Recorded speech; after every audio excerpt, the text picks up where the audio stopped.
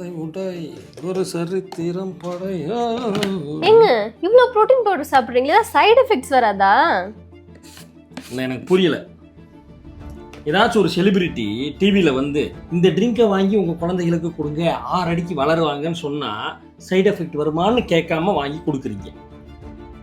மது உடல் நலத்திற்கு தீங்கானதுன்னு எழுதி போட்டிருக்காங்க, அப்பயே வாங்கி குடிக்கிறீங்க. எதுவும் சைடு எஃபெக்ட் வருமா அப்படின்னு கேட்காம.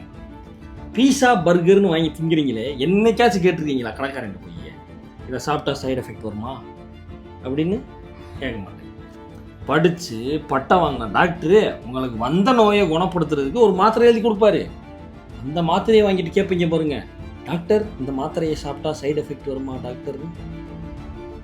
ஒரு நாளைக்கு ஒரு மனுஷன் அவனோட வெயிட்டுக்காச்சும் அட்லீஸ்ட் ப்ரோட்டீன் எடுக்கணும்.